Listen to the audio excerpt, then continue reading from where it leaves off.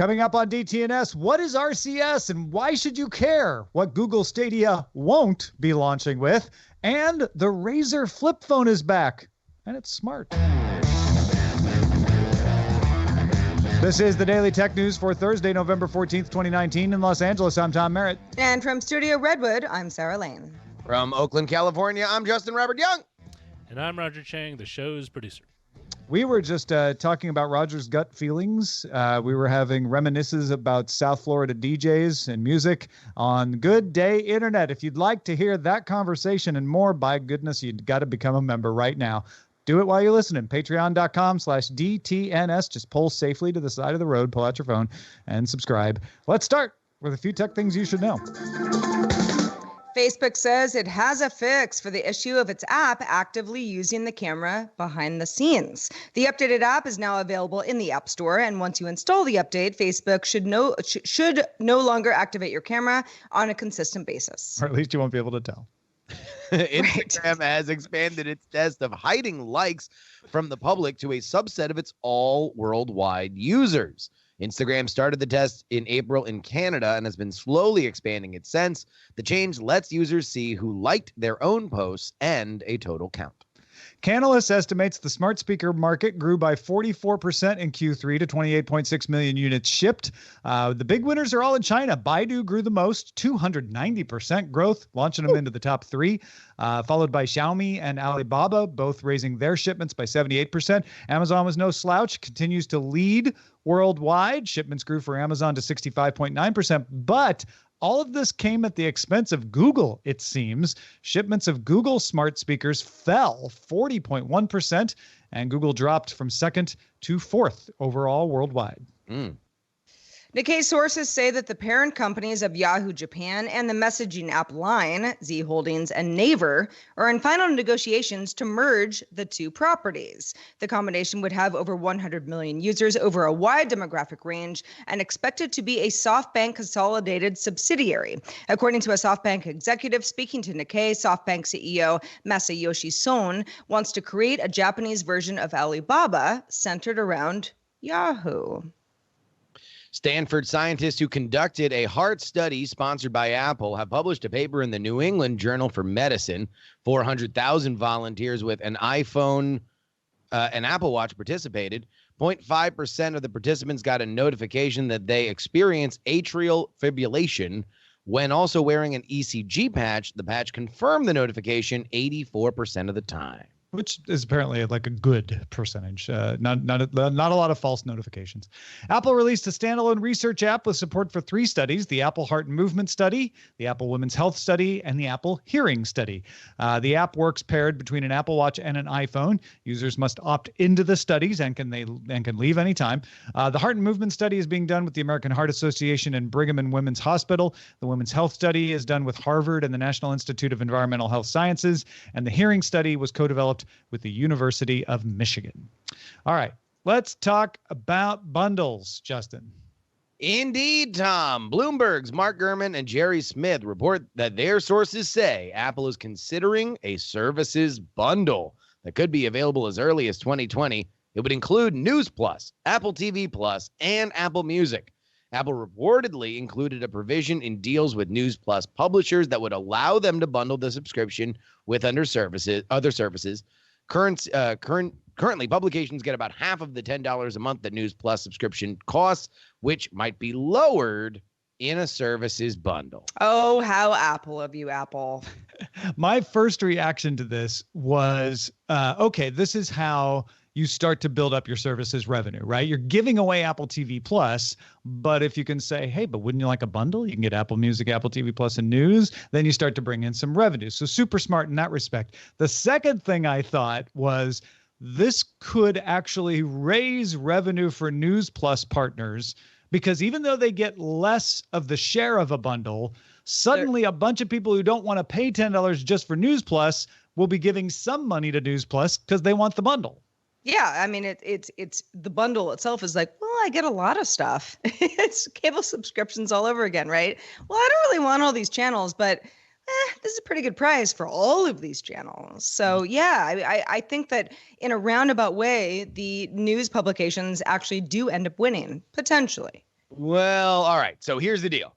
News Plus isn't good right now. It doesn't have what people want the most, and that is a skeleton key for newspaper paywalls. Every time, or various site paywalls, that every time you get that, the flashes, and then all of a sudden it goes away. That is very frustrating. The market really wants an easy and simple way that you can get through those. And for Apple to be that service, it needs numbers. What they want is to have a gigantic number associated with News Plus. So at a point where maybe the subscriptions and the paywalls are slowing down, maybe after 2020, when the politics would drive so much of the subscriptions to places like the New York Times and the Washington Post, they start to recede. Apple can then gallop up on their white horse and say, all right, you didn't want to get in on the ground floor. That's fine. But now that we have this number of people that are on this gigantic bundle, and you can now count on a much larger pile of money, are you willing to give up your sole control of the paywall? Because right now, both the Post and the Times, and those would be the two biggest, are very hesitant to go near it because they don't want to lose control of their list and the amount of money they bring in. Yeah, I don't know that this really changes that for those big publishers. Until you get a huge mass of people in the door, I don't know that you have pressure to bear on the New York Times and the Wall Street Journal. It's similar to what you see with Netflix saying, we don't even want to integrate with the Apple TV app because we want to own that much of the relationship with our users. And they're big enough to be able to do that, to say people will open the Netflix app. We're not worried about that. We're not worried about discovery. So I don't know that this changes that, but it could bring in a big enough net that maybe it gives Apple News a chance to grow big enough. I still think that's a stretch, but this is the first time I've looked at Apple News Plus as having a future. Let's put it that way. Yeah, I mean, it's a numbers game. You need to have a gigantic amount of people that you can say, all right, well, this is not us taking away. This is us adding to, your readability and to your legitimacy. And also it's like they have to make a deal where both the Post and the Times see a value in dealing with them. And right now they don't. And bundling is the future of Apple services. I would expect to see more than just this bundle being considered. Bundles that include iCloud, that include software and more. Keep a lookout for that. Well, this might excite some of you. Motorola announced a new foldable Razr phone that unfolds into a 6.2-inch 2142 by 876 OLED display. When folded, there's a 2.7-inch 800 by 600 quick view display with music controls, a clock, notifications, selfie mode as well. Inside is a Snapdragon 710 system on a chip, 6 gigs of RAM, 128 gigs of internal storage, a fingerprint reader, a 16-megapixel rear camera that's usable when the phone is folded, a 5-megapixel front camera, and a 2510 milliamp battery running Android 9. The phone also comes with a retro Razr skin that emulates the T9 keypad of the original and a feature phone-like app launcher for people who, like to live in the past. It's cool. The phone is available for pre-order on December 26th for $1,500 and ships sometime in January as a Verizon exclusive in the U.S. Clever launch date. Get people while they're flush with gift certificate money from Christmas. Only 90s kids will understand. I still have my Motorola Razr in a box. It used to be my emergency phone, but I don't even have it for that anymore. It was the first phone that I bought because I wanted it versus, well, I need to replace my phone. Right. Yeah. It was a stylish phone at its time. So I think it will cause some nostalgia. Definitely that skin is only for nostalgia. No one wants to have to suffer through the T9 keyboard anymore, but that's just a fun thing for them to put on here. And beyond that, I think, Justin, I know you and I were talking about this before the show. This may be the best, most understandable use of a foldable OLED screen that I've seen yet. Yeah. I think that obviously there's an element of nostalgia, but that's a gag gift if it's just there for nostalgia. This I do think it just looks cool. It just looks like the clamshell thing just makes it that viable to me. It actually seems like a cooler thing to do with that screen. Well, and at the same time, I mean, it's modern enough that it is a actual foldable phone. We're talking about the viability of foldable phones. Like, who's going to figure it out? The Galaxy Fold, lots of issues. Razr, not exactly the same, but Motorola was like, hey, we've been working on this too. This is a form factor that I have always liked. I've always liked the idea of putting my phone away kind of thing, and again, dramatically hanging up on people when applicable. But yeah, I mean, $1,500, okay, that's a pretty penny. Yeah. But it does look nice. Yeah, this is an early adopter phone, and Motorola probably knows it. This is not a highly powered phone. That Snapdragon 710 isn't enough. This is not going to be a flagship phone, but they'll get enough people try it that it'll probably allow them to make a second generation that then could be powered fully enough if they can solve those heat and battery issues. And also just being the first to solve the foldable OLED thing in a success that people like does earn them. Google's cloud-based game streaming service Stadia set to launch Monday, November 18th for people who bought the Founders Edition of this service. And Google bravely conducted a Reddit AMA detailing many of the features that will not be there at launch, but will start popping up as soon as 1 week after launch. Director of Product Andrei Doronichev explained this as similar to YouTube, starting with just watching video. Stadia is starting with play the game on your biggest screen. So with that in mind, here are the features that are missing or coming soon, depending on where you sit. PC Chrome gameplay won't support 4K HDR or 5.1 surround sound. That's coming in 2020. You can play it, you just can't play it at those high levels. Stream Connect, which lets you integrate your viewpoint with another player's stream, coming in a game by the end of the year, won't be there at launch. State Share, which lets you share your save files with a link, coming next year. Crowd Play, that's the one that a YouTube viewer could jump in and start playing with you while you're streaming, coming in 2020. The assistant button on the Stadia controller really won't do anything until soon after launch, they say. Assistant support on PCs and phones during gameplay, sometime else. They didn't really say. Family sharing, early next year. Until then, you'll have to have a separate account for everybody in your family. Achievements listing in a UI somewhere that you can see. That's shortly after launch. So you'll get the achievements. You just won't be able to see the achievements. Chromecast Ultra units that weren't delivered as part of the Founders Edition soon after launch. Remember, they're saying Chromecast Ultra is one of the only ways to do a lot of this stuff. Well, it's going to only be the Chromecast Ultra you bought as part of the Founders Edition that will do this at launch. The Buddy Pass, the chance to kind of give a 3-month trial to a friend about 2 weeks after launch. Buying a game without using your phone, like on the web or while using the Ultra, no date. So you'll have to buy and set up your games on the phone before you play them anywhere else. Mobile support for gameplay beyond the Pixel phones and Chrome OS, maybe next year. And wireless control on anything but that Chromecast Ultra, which until a couple of weeks after launch will only be the Chromecast Ultra you get in the Founders Edition. You won't be able to use wireless control on anything, and there's no date at when that will expand beyond the Chromecast Ultra. A few other surprises. 4K gameplay with 5-point surround is now estimated to take 20 gigabytes per hour, not the earlier estimated 15.75 gigabytes an hour. I'm not sure that makes that much of a difference. If you were able to handle 15, you probably handle 20, but maybe some people were budgeting really close. So how does that make y'all feel about Stadia launching on Monday? I love the AMA excuse of being like, we answered all your questions. You can't just sit there being mad, wondering what's going on. You know everything. That said, there are a lot of things that have yet to be delivered. I don't get so much about this. I don't get why they haven't punted this beyond 2020. Or at least like the official launch beyond 2020. They're piled on for stuff like this. And if this is the stuff that they are saying to get out of the way to avoid being, destroyed for it once they launch, who knows what the stuff that people are going to be mad at once the product launches and they find things that either go wrong or don't behave in the way that users want them to. I'm going to give Google credit here because they are launching something ambitious and that does take time.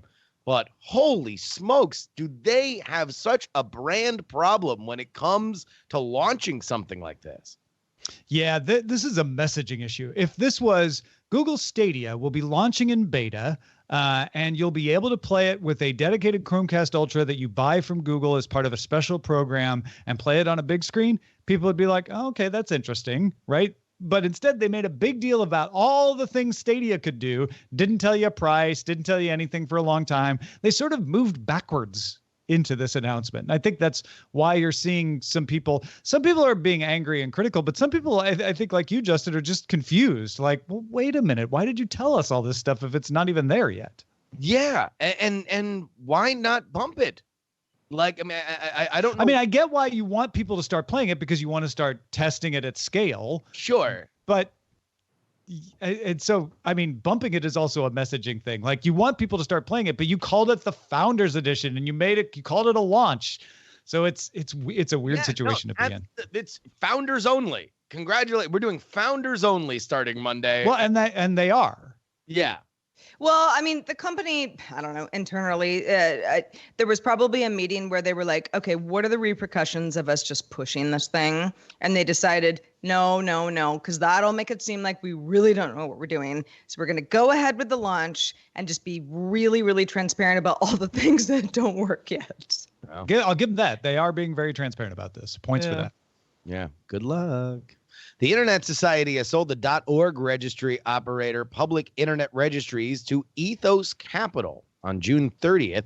ICANN removed price controls from the .org registry. Ethos Capital is a new private equity firm led by Eric Brooks. You know, Brooks just came over from Abry Partners, which recently hired former ICANN president of Global Domains, Akram Atala, to run domain name registry Donuts.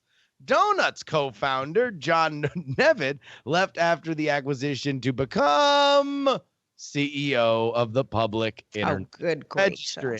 Former ICANN senior vice president Abastutsa Yuri is also at Ethos Capital. So 2 ICANN people left to go to other companies involved in this merry-go-round after they made it so that you can charge whatever you want for a .org. Nevitt saying, we're not going to go crazy. But before they announced the sale, they said, we're not going to raise the rates. Now Nevitt's saying, come on, we're going to be reasonable about stuff. So I expect .org to go up. Maybe not by as much as people are afraid of, but I wouldn't be shocked to see a price rise here. Seems like a bit of dirty pool, though. Possibly. Well, as somebody who mispronounces things regularly, Google might have something that would work for me, is launching a search feature that lets you test how good your pronunciation is. When you search for how to pronounce something, you'll get the usual visual pronunciation guide, play button to hear an example, that's already there, but you'll also now get a practice button that lets you speak the word into your mic. Then Google will kind of let you know how you're doing. It'll use an algorithm to analyze how well your pronunciation matched, what it expected you would say, and then give you syllable by syllable guidance. The feature is experimental, launching only on mobile for now. They work for American English, but will launch on Spanish soon.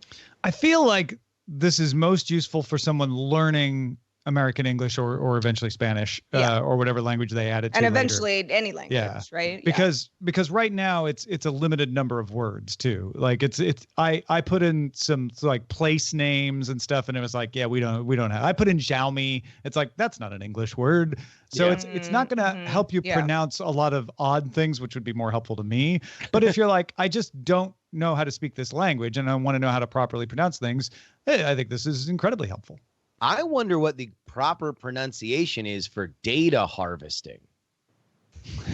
Well, go on to mobile and type in how to pronounce data harvesting. Yeah. It will then harvest your recording. And your app will crash. Yeah. This is definitely being used to train the AI. I would be shocked. And I think it would be irresponsible if it wasn't. And I'm sure they're transparent about that someplace, but you are giving your voice recording to Google when you do this, and I eagerly anticipate the story that blows the lid off what Google is doing when you pronounce something to search. Yeah. Although, I mean, as somebody, I dabble in learning other languages, French being kind of my current one, and I do things wrong all the time. This is something that will come in handy for sure. Oh, sure. Yeah. The collecting data, you have to either figure out if that, if it's worth it for you. But if this works as advertised, it would be something that I would use. Yeah, put it this way. The word you searched on to figure out how to pronounce, you already gave that data to Google when you searched. so that's Right. it's not like they're getting much more data other than you saying the word, which is probably only useful for helping train the AI on pronunciations. Yeah, and look, Google Voice Services has been awesome. Like they are among the leaders in this kind of stuff for a reason, and they're going to get even better one syllable at a time. Well, folks, if you want to get all the tech headlines each day in about 5 minutes, go on and subscribe to dailytechheadlines.com. Do it now.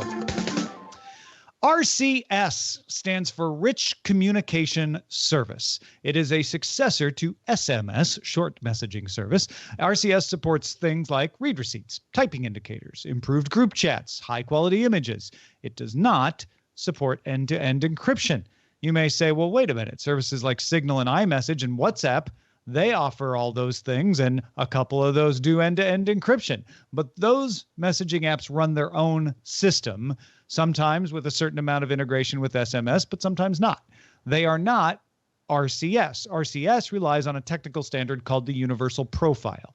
The standard defines a way to tell other phones that it can send and receive RCS.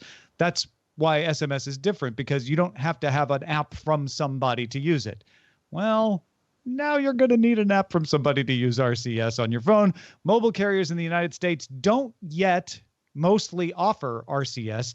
Some infuriatingly offer a thing they call RCS, which isn't Universal Profile, and that's confusing and annoying. But Google is making an RCS chat as Android's primary texting platform in the United States. It's already available in the UK and France, but in the United States, if you're using Android messages on Android, which means you have to download it if your phone provider didn't give it to you, but like a Pixel phone definitely comes with it. Most phones do.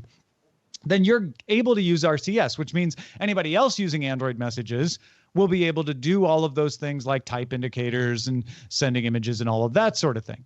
Now, complicating this is the fact that Samsung's messaging app supports RCS, but only from carriers, not from Google.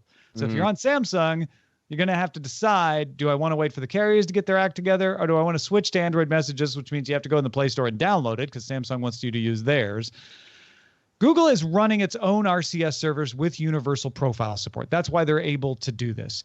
U.S. carriers, we mentioned this recently on DTNS, have formed something called the Cross-Carrier Messaging Initiatives to support Universal Profile and RCS with a new app coming in 2020.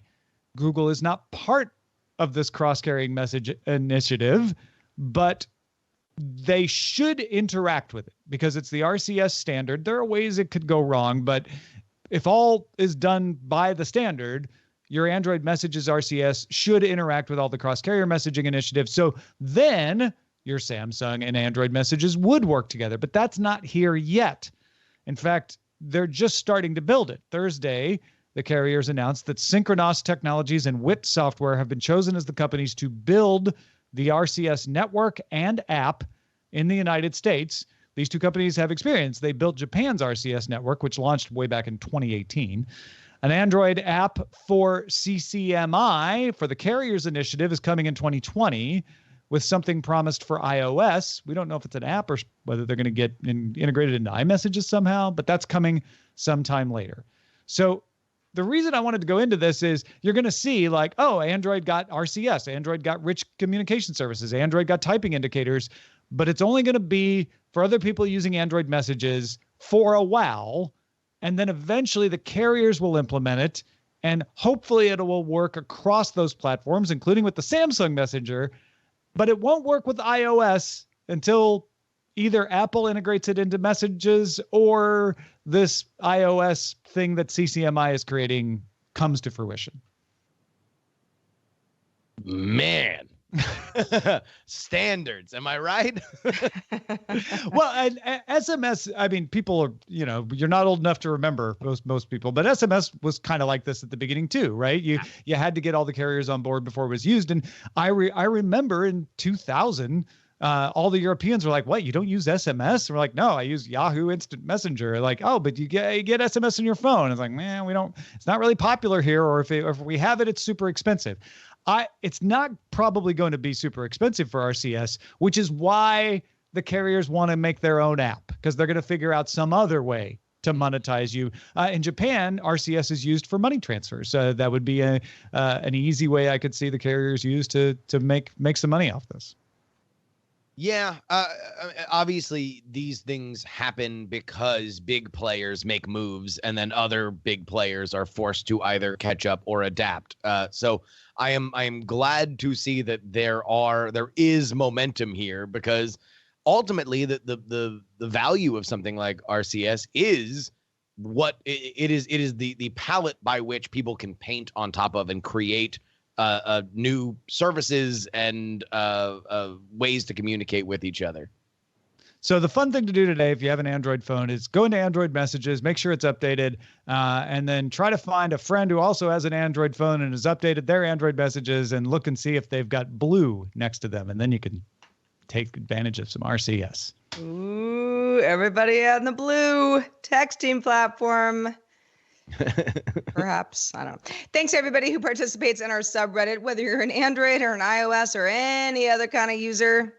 We want your stories submitted. Submit your own and vote on others at dailytechnewsshow.reddit.com. Also join in the conversation in our Discord, which you can join by linking to your Patreon account at patreon.com/DTNS. Let's check out the mailbag. Got a really good one from Kyle, who manages an IT department for a K-12 school. He says it's chilly in New Jersey. That's where Kyle works. And he had some thoughts on Phil Schiller's comments yesterday that we talked about Chromebooks being, not that great.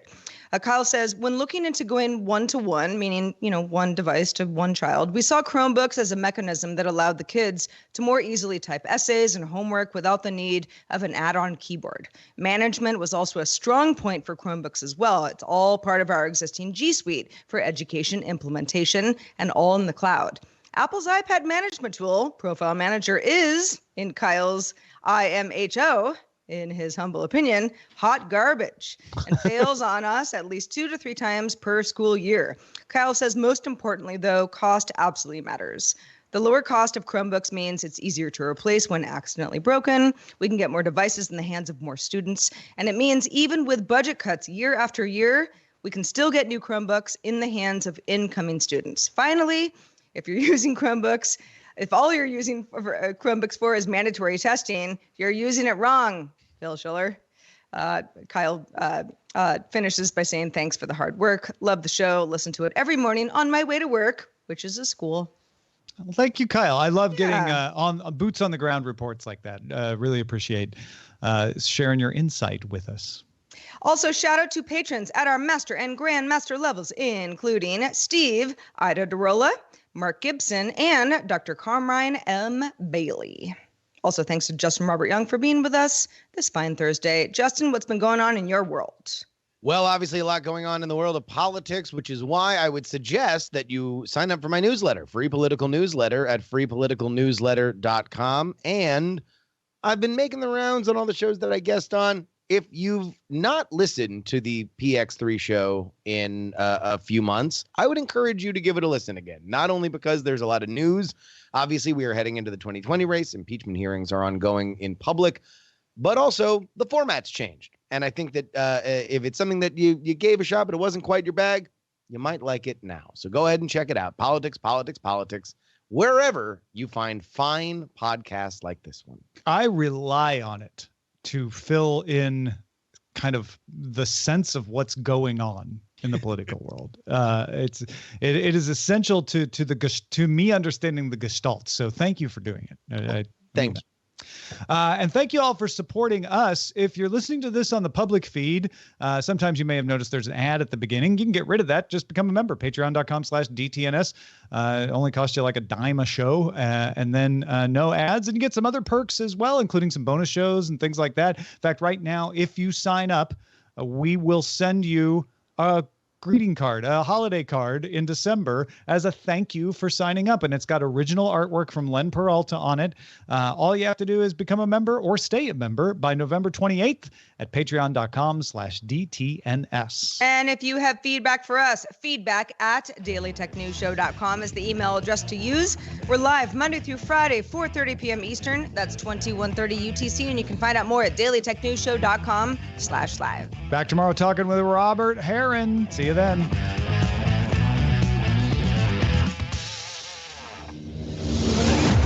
This show is part of the Frog Pants Network. Get more at frogpants.com.